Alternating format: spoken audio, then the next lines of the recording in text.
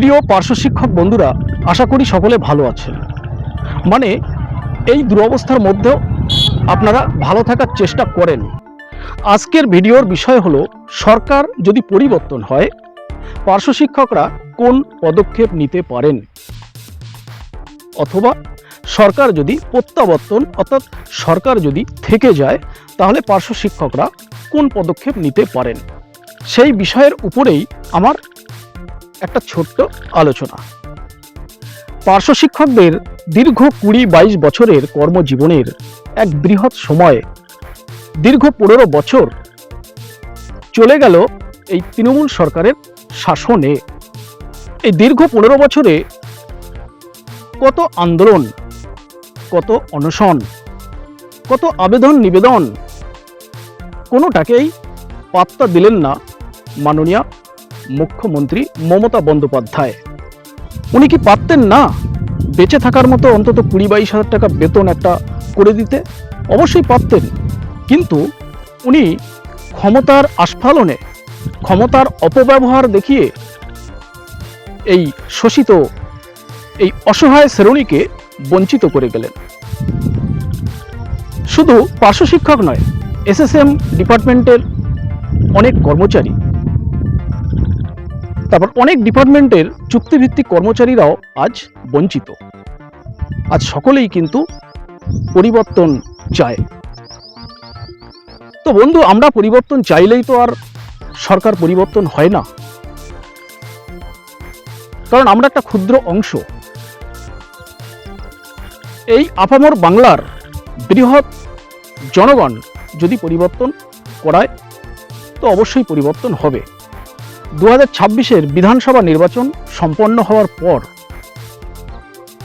প্রথম সারির exit pole সংস্থাগুলোর বেশিরভাগই কিন্তু পরিবর্তনের একটা ইঙ্গিত দিচ্ছেন। তাদের দু একটা এক্সিট পোল সংস্থা হয়তো তৃণমূল সরকারকে এগিয়ে রাখছেন। যাই হোক, আমার তো মনে হয় যদি পরিবর্তন হয়, তাহলে এই শোষিত শ্রেণীগুলোর কিছুটা বাঁচার অক্সিজেন তারা পাবেন। আর সরকার পরিবর্তন হলে আমরা সকলেই বুঝতে পারছি যে বিজেপি হয়তো সরকারে আসতে পারে। তো বিজেপির নির্বাচনী ইস্তেহারে আমরা জানি পার্শ্ব শিক্ষকদের একটা বেতন বৃদ্ধির বিষয়ে লেখা আছে। তবে তারা কিছুটা কৌশল ব্যবহার করেছে, ওখানে কোনো নির্দিষ্ট অ্যামাউন্টের কথাও তারা কিন্তু বলেননি। তারা লিখেছেন যে আমরা ক্ষমতায় আসলে পার্শ্ব শিক্ষকদের পর্যাপ্ত বেতনের বিষয়ে আমরা বিবেচনা করব, এরকম একটা কিছু লেখা আছে সাধারণত, আপনারা অনেকে দেখেছেন। তারপরে ভোটের একেবারে কাছাকাছি এসে সুকান্ত মজুমদারের মুখেও পার্শ্ব শিক্ষকদের বেতন বৃদ্ধির বিষয়ে কিছুটা শোনা গেছে। তারপরে বাম জোট তাদের নির্বাচনী ইস্তেহারেও পার্শ্ব শিক্ষকদের বেতন বৃদ্ধির বিষয়টা লিখেছেন। যাই হোক, তারা তো এই মুহূর্তে ক্ষমতায় আসার মতো পজিশনে নেই। এখন কথা হলো, 2009 সালে মুখ্যমন্ত্রী হওয়ার আগে মাননীয় মুখ্যমন্ত্রী মমতা বন্দ্যোপাধ্যায়ও কিন্তু একই প্রতিশ্রুতি দিয়েছিলেন। তিনি বলেছিলেন যে দিল্লিতে একজন পার্শ্ব শিক্ষক যা পাচ্ছেন, পশ্চিমবাংলার পার্শ্ব শিক্ষকরা তার 3 ভাগের 1 ভাগও পান না।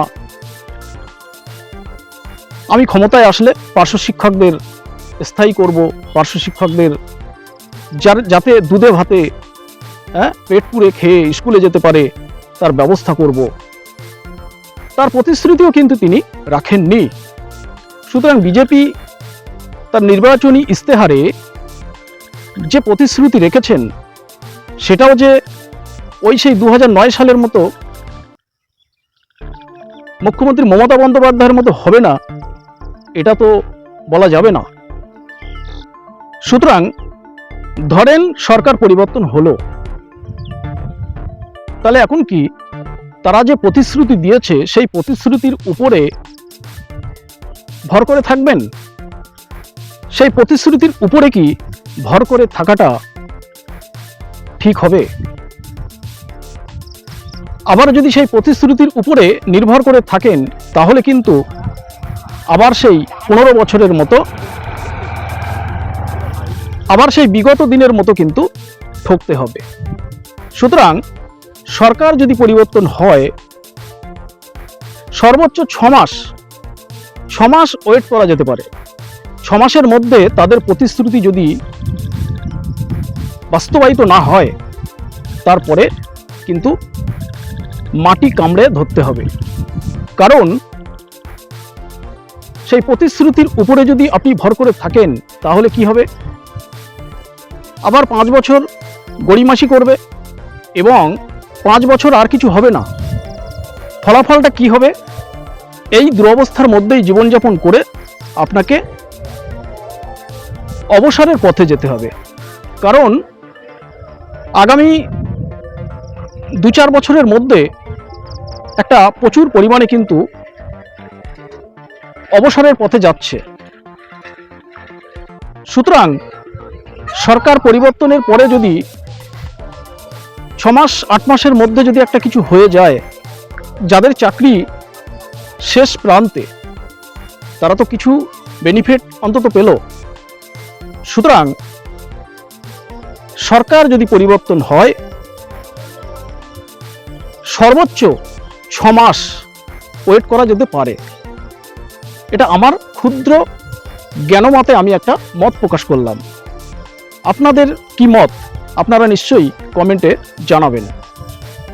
এবং নেতৃত্বদের প্রতি আমার আবেদন, বিগত দিনের মতো আর তৈল মধ্যন বা আর চাটুকারিতা, এই সমস্ত জিনিসগুলো যেন আমরা না দেখতে পাই। সর্বদা স্মরণে রাখতে হবে যে পার্শ্ব শিক্ষকদের একটা বৃহৎ অংশ কিন্তু চাকরির শেষ প্রান্তে। তারা যেন কিছু অন্তত নিয়ে যেতে পারে। কয়েকটা বিজেপি শাসিত রাজ্যের দিকে তাকালে দেখা যায় যে, যেমন ত্রিপুরাতে 10,000 চাকরিহারা শিক্ষকের চাকরি কিন্তু তারা এই বিজেপি আসার পরে ফেরত পায়নি, কিন্তু তারা প্রতিশ্রুতি পেয়েছিলেন। তারপরে ত্রিপুরাতে কিন্তু বিজেপি সরকার এসে 1 টাকাও ভাতা বৃদ্ধি হয়নি। অবশ্য তাদের ভাতাটা বিজেপি আসার আগে পর্যাপ্ত ভাতাই ছিল, অন্তত বেঁচে থাকার মতো। তারপরে উত্তরপ্রদেশে পার্শ্ব শিক্ষকদের ভাতাটা কিন্তু অনেক আগেই কিন্তু বেড়ে যেত। যাই হোক, যোগী আদিত্যনাথ আসার পরে তারা অনেক আন্দোলন করেছেন, তারা অনেক মারও খেয়েছেন। তারপরে সুপ্রিম কোর্টে তাদের মামলার রায়ের ফলে যোগী আদিত্যনাথ এবছর 2026-এর নির্বাচনের আগে তাদের ভাতাটা বাড়াতে বাধ্য হয়েছেন। সুতরাং ওইসব অভিজ্ঞতাগুলো মাথায় রেখে আমাদের নেতৃত্বগণকে কিন্তু সঠিক পদক্ষেপ নিতে হবে। পার্শ্ব শিক্ষকদের কিন্তু একটা সুদিন আসছে, এরকম একটা অনুভব করা যায়। সুদিন কিন্তু আসছে, কিন্তু সেই সুযোগটাকে কাজে লাগাতে হবে। যদি প্রতিশ্রুতিকে ভর করে চলেন, তাহলে কিন্তু আবার ঠকতে হবে বিগত দিনের মতো। সুতরাং আর কোনো প্রতিশ্রুতি নয়, সেই প্রতিশ্রুতিকে যাতে বাস্তবায়িত করা যায় সেইভাবে কিন্তু এগোতে হবে।